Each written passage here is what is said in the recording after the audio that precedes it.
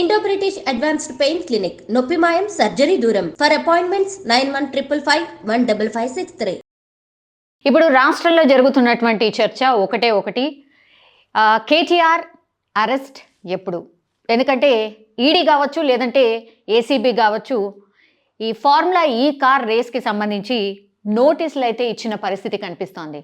So ఏం జరగచ్చు ఏంటి ఒకసారి మాట్లాడదాం. మనతో పాటు ఉన్నారు అడ్వకేట్ తాడూరి శ్రీనివాస్ గారు. సార్ నమస్తే. నమస్తే అండి.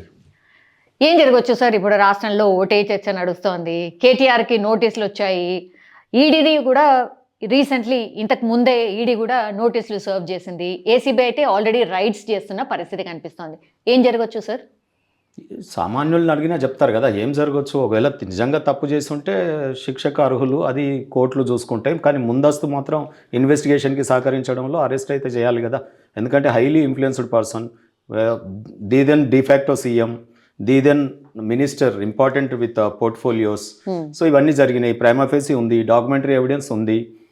దాన్ని తప్పించుకోవడానికి మీడియా ముందేమో ఆయనే అడ్మిట్ చేసిన ఫ్యాక్ట్స్ ఉన్నాయి, అది ఎవిడెన్స్గా తీసుకోవచ్చు. ఇప్పుడు హైకోర్టు కూడా పర్మిషన్ అంటే ఒక రకంగా అది డిస్మిస్ చేయడంటే మీ ఇన్వెస్టిగేషన్ మీరు మీ పద్ధతిలో చేసుకోండి అని చెప్పడమే.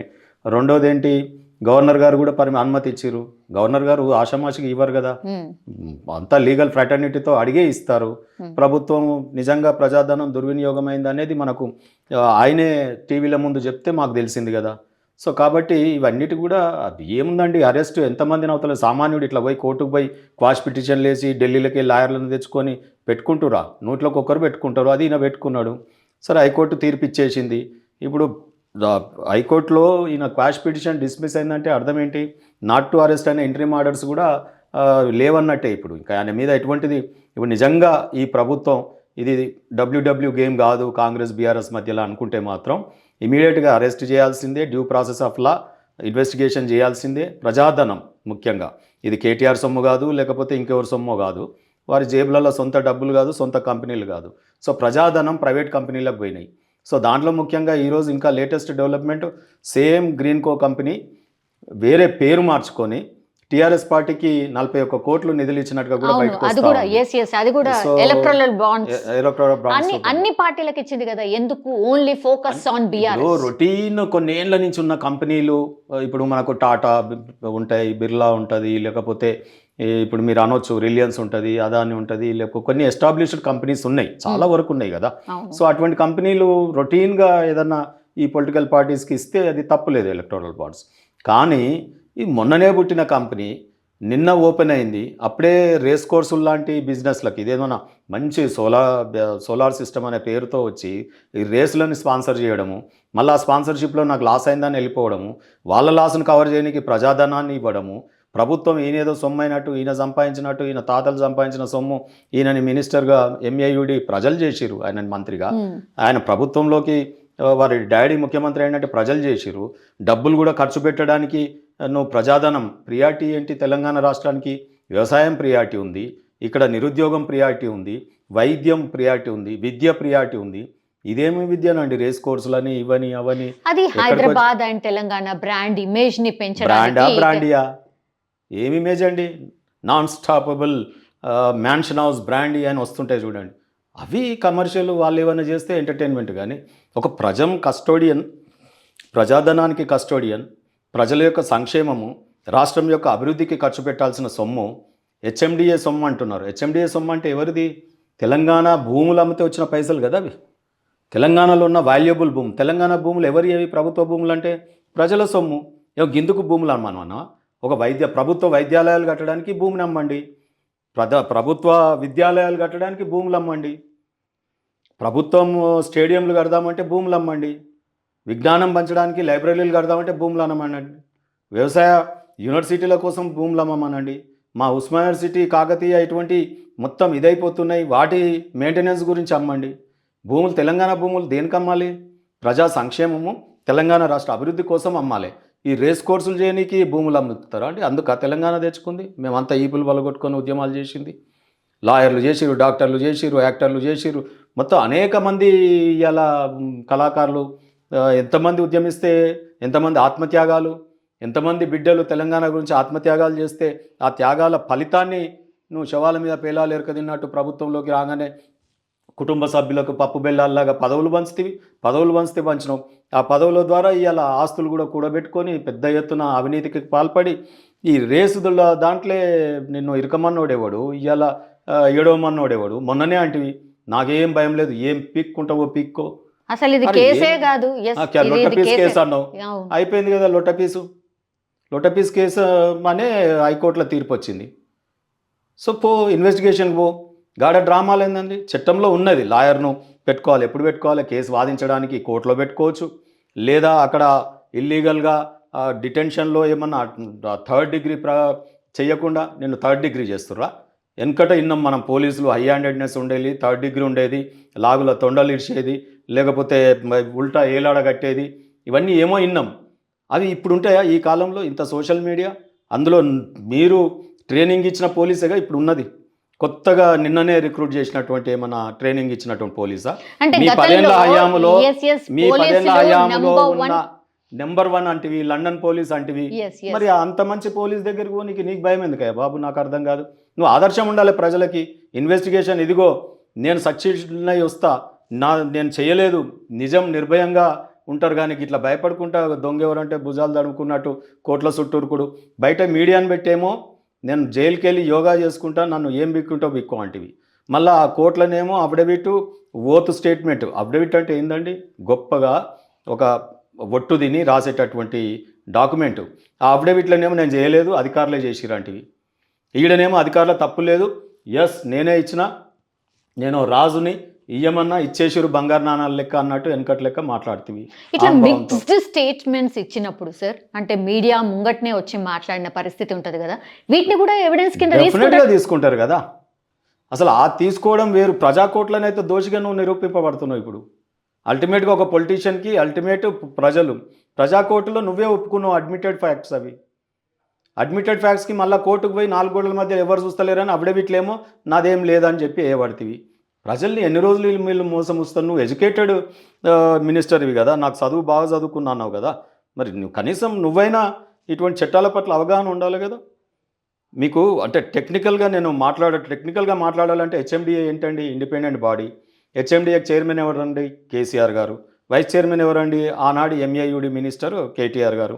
మరి వీళ్ళిద్దరూ బోర్డు మీటింగ్ పెట్టకుండా అక్కడ ఎటువంటి ఇది లేకుండా అప్పనంగా ఇచ్చేసేసి సరే తర్వాత రాటిఫికేషన్ చేసుకుందామని నువ్వు అనుకోవచ్చు.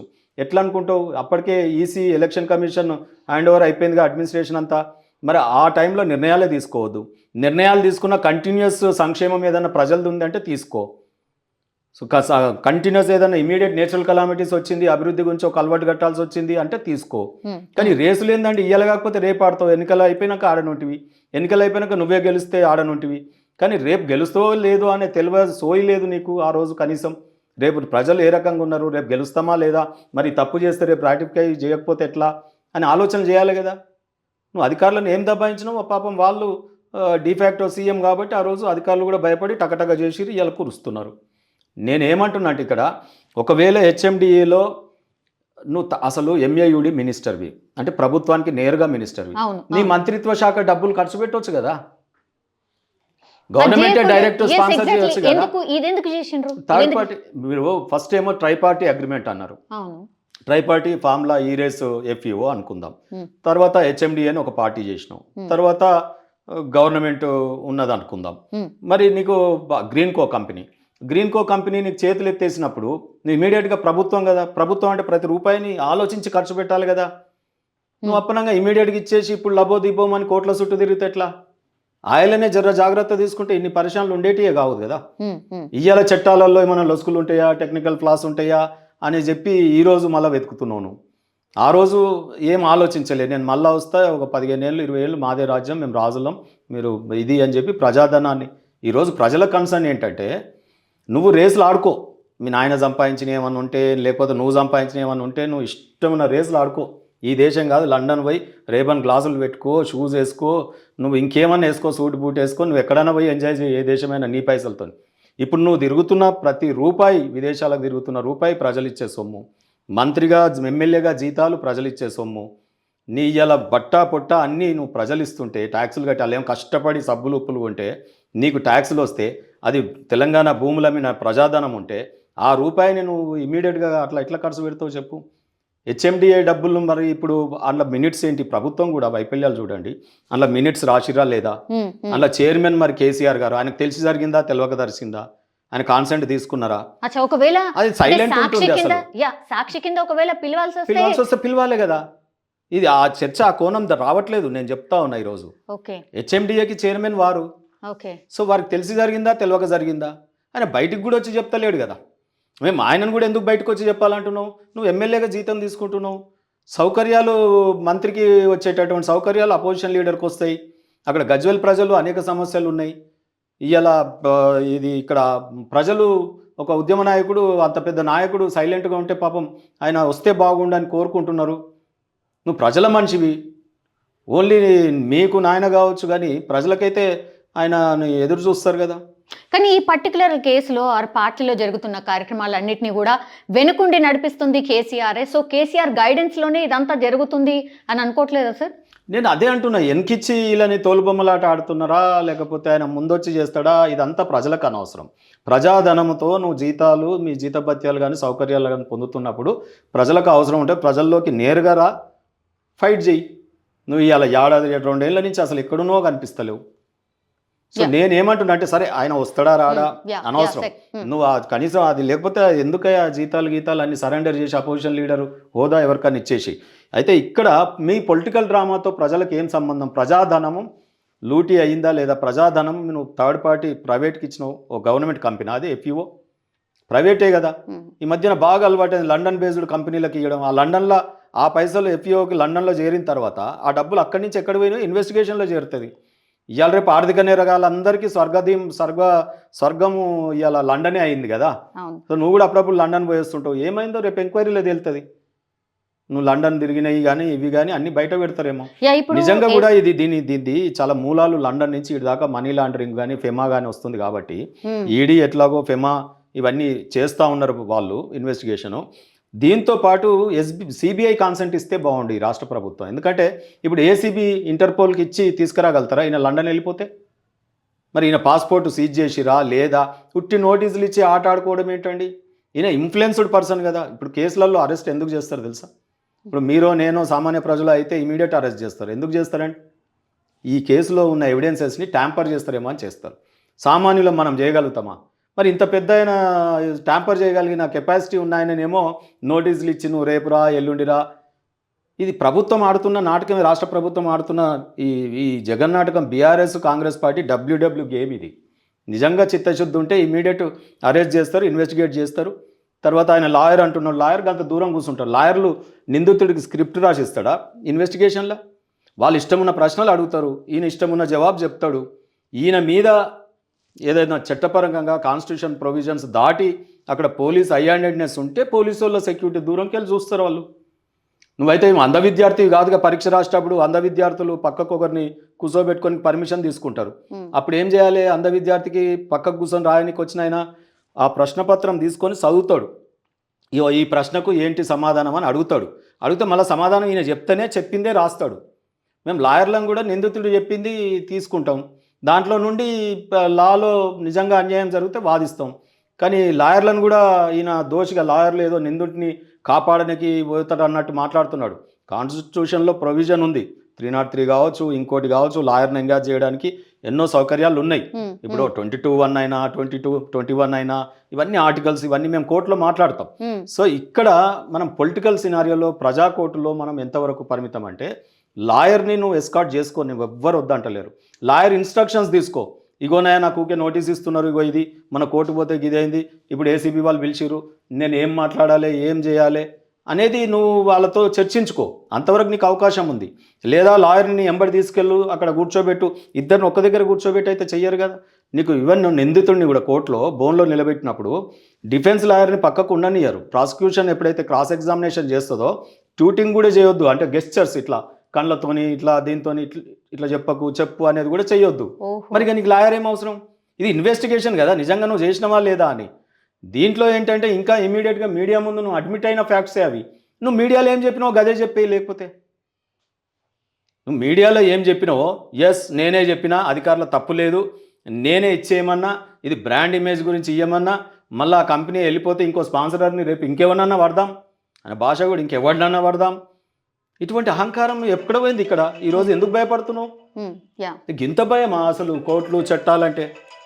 ఏముందండి, ఏసీబీకి పోయి ఇంత వాళ్ళు అడిగిన ప్రశ్నలకి జవాబు ఇచ్చేదానికి తర్వాత అరెస్ట్ చేస్తే బెయిల్ ఉండనే ఉన్నాం కదా. నా సొంత వాళ్ళకి ఇచ్చినా మేము వాదిస్తూనే ఉంటాం కదా, irrespective of any political party. మమ్మల్ని అప్రోచ్ అయితే మేము అందరం కూడా ఆయనకు వేస్తాం కదా.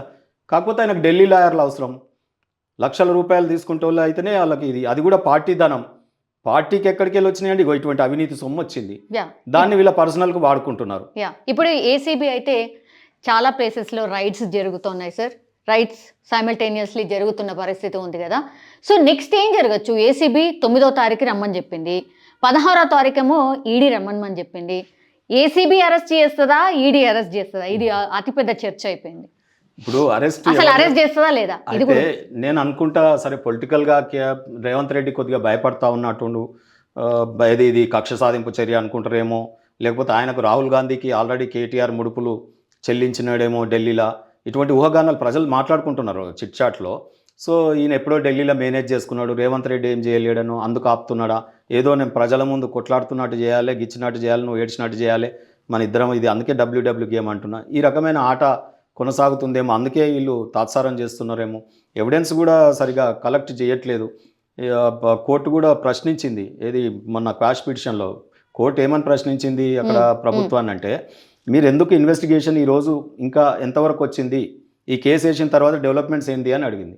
నో డెవలప్మెంట్స్, మేము ఓన్లీ కంప్లైనెంట్నే స్టేట్మెంట్ రికార్డ్ చేసినాం దానకిషోర్ గారిని, మిగతావి ఏవి చేయలేదు అని చెప్పింది. మిమ్మల్ని జయంగా ఎవడాపిండయ్యా, మేమేం ఆపలే కదా, ఓన్లీ అరెస్ట్ చేయొద్దన్నాం, ఇన్వెస్టిగేషన్ అయితే కొనసాగమన్నాం కదా, మరి మీరు ఎందుకు what prevented you to not to continue అని చెప్పి అడిగింది కోర్టు.